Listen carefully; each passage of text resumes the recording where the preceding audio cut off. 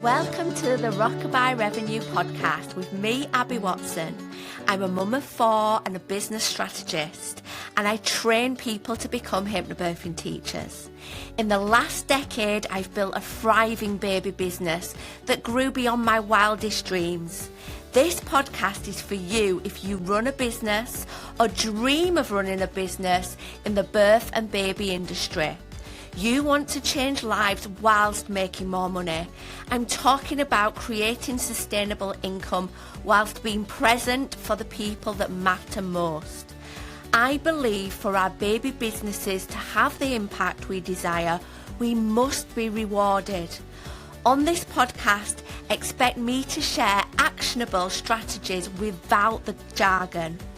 I've been where you are. I've built a business while raising 4 little ones, and now I'm here to help you turn your passion into profit while creating the life you've always dreamed of. So let's get started. I am talking about something that I occasionally see in graduates at Love Your Birth. I know this will happen in other types of businesses too. This is when someone has a flying start to their business. You know, they're so made up by the fact that, you know, they've just qualified and they've got bookings in the diary. Perhaps they launch the first group course and they sell out all their places and things are feeling really good, really exciting. And we might expect that success just grows and grows. And occasionally it doesn't. So occasionally we see these people that have this flying start and then they feel like, oh, where have all the inquiries gone? Now, what we might expect in growing a business is that your first year, a lot quieter than your second year, quieter than your third year, and so on. That our business just increases in visibility, therefore bookings, and word spreads about business, and we just keep getting more and more successful. And that is the case for lots of people. It is. With the impact of word of mouth, our businesses can go from strength to strength. But like I said, in some cases, that might not happen. And I have certainly seen this before in my experience of teaching hundreds of hypnobirthing teachers and also mentoring hypnobirthing teachers and mentoring people who work in other types of baby businesses. I've seen it. And of course it happens. Business, like a lot of things in life, growth isn't always linear, So it doesn't always go on this upward trajectory. I can't even say that word. I can't say it. You know what I mean. I really can't say it. This upwards trajectory. I can't say it. You know what I mean, though. It doesn't just keep going up and up. If we looked at it like a graph, it would be more like a bit of a roller coaster. There would be bumps in the road, and this can be true for lots of people. But for some people, they may feel that bump in the road is really quite big, okay? And recently, someone in our lovely Love Your Birth community asked about this. As a mentor, the biggest bit of support I can give someone at that stage is encouragement to continue. Because I tell you what some people do. They take it as a sign that actually this is not going to work, despite the fact that they have been doing so well previously. If they can do so well previously, they can certainly do so well in the future. But you know what we're like as human beings? We can face a bump in the road and feel like, oh, it's not worth it. I know I can be like that, not necessarily about business, but I've certainly been like that when trying to lose weight, you know, the pounds are coming off, and then I have a week where I'm staying the same and I'm like, oh, I'm not bothering. You know, we expect that success just goes up and up and up, and we struggle to deal with things when there's a bump in the road, okay? But if we looked back at a business of around a decade old, these bumps, however big they felt at the time, would be tiny in the scheme of things, okay? When this happens though, often I notice people make up stories. They start telling themselves stories so often that they believe them. So they might say to themselves, they might even say to others, oh gosh, bookings have dried up. It's because my prices are too high. No one can afford them. Or there's just no demand in my area. No one wants my services. Really big, sweeping statements that we tell ourselves over and over again and start to believe them. And of course, because this is how the brain works, when we're telling ourselves that thing over and over again, we start to see the evidence that it's true. So if we're telling ourselves, oh, my services are just too expensive, no one can afford it, then we notice the person that says, oh, that was more than I'd imagined it would cost. We start to hear people talking about the economy and how difficult it is. And it backs up all these things that we've believed. We start seeing in other communities other people having the same problem. And we're like, oh my gosh, it's not just me. No one anywhere can afford this type of service.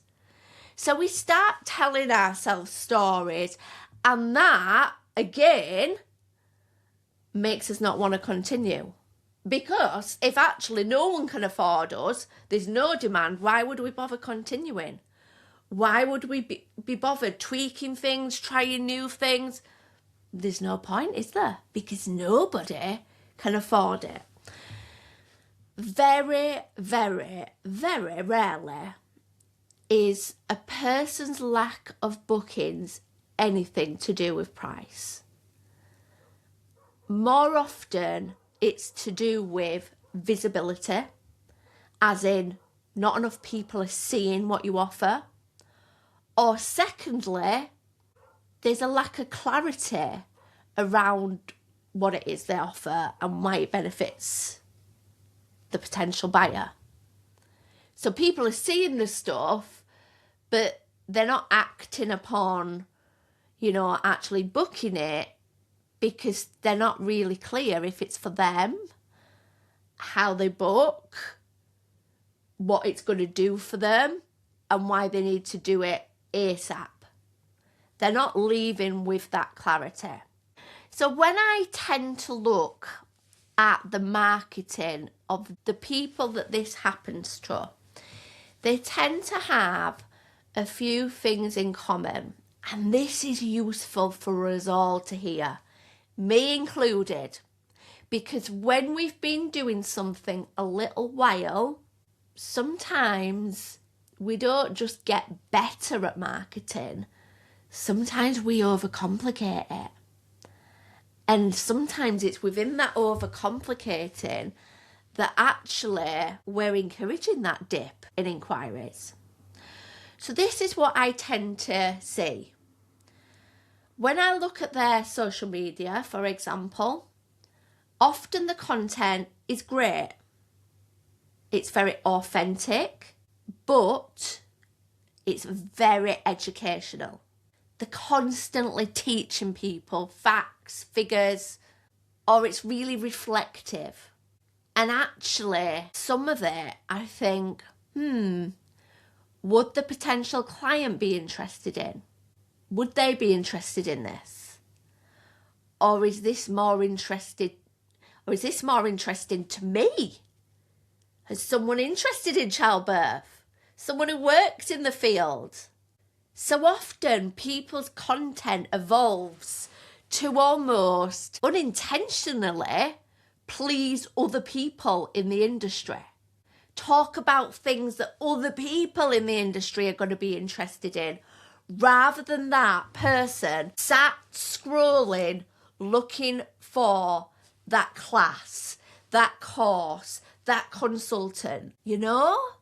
They're focusing so much on producing great content that they're actually forgetting who they're talking to.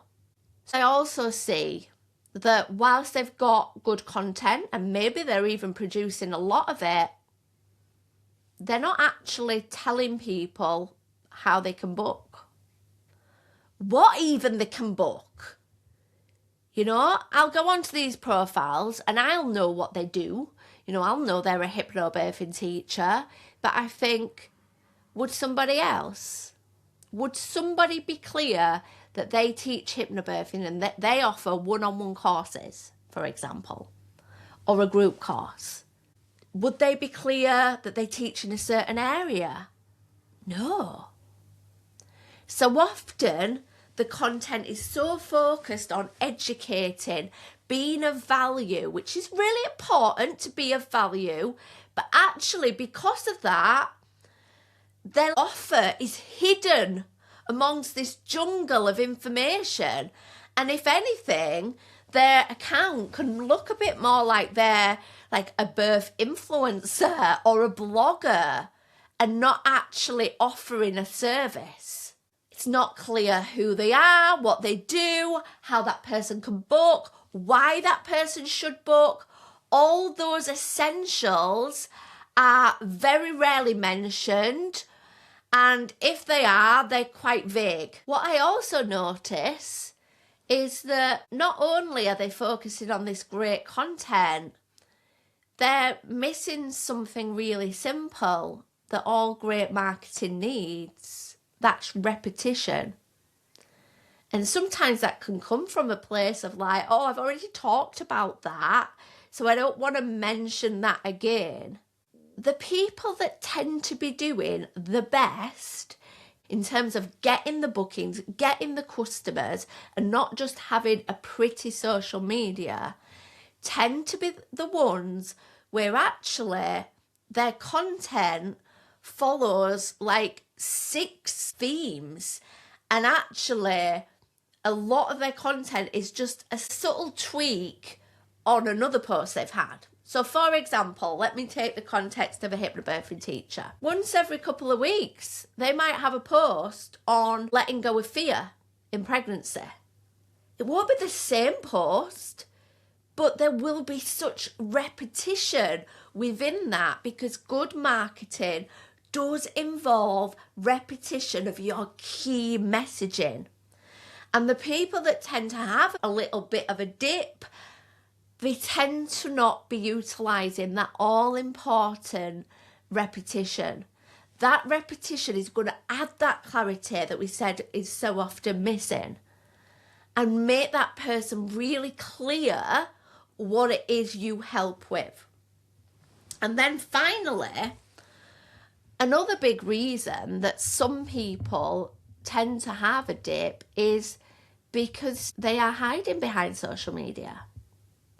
They're like, oh, there's nobody interested in my courses. Yep, I'm doing loads of marketing.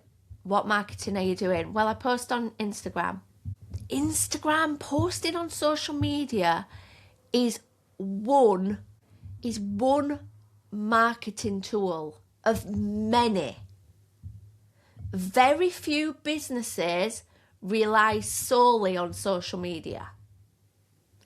It is possible, but actually there's a whole world beyond social media. And social media alone is very rarely going to be enough, because even if people inquire on the back of social media, we have to be making sure we're following up. We have to be making sure we're directing them to the right place to, get their booking.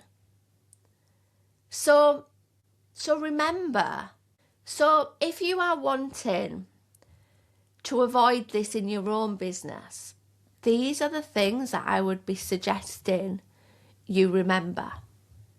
So whilst you do use social media, remember it's not the only thing to use. There's so many other ways of promoting your business.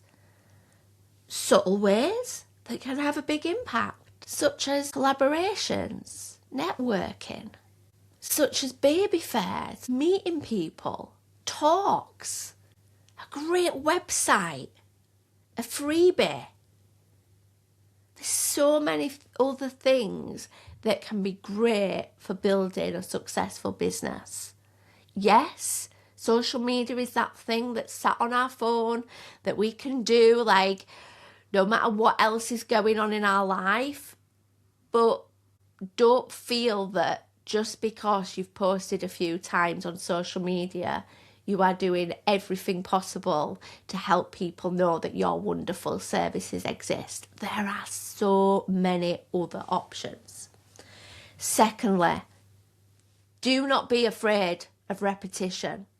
What does your dream client, the client that is so, perfect for your courses, perfect for your business, perfect for your, classes, whatever it is you offer, that person that's perfect for it, what do they need to hear about what you offer? Don't just say it once and think all is done. That needs to be something key that you are repeating throughout your marketing. Be honest with yourself. Look at the marketing you're putting out there. Is it clear? Is it clear what you offer, who it's for, where it happens, how to book? Is all that clear? Or are they having to sift through, pages and pages to find that? No one's going to do that. They're busy. Is it clear? Is it there? And finally, be honest with yourself. When you are creating anything in terms of your marketing for your business, who are you really talking to? Are you thinking about what that other person in your industry is thinking when they read it? Or are you thinking about that person who needs your life-changing thing? We need to be talking to the people we want to book our services.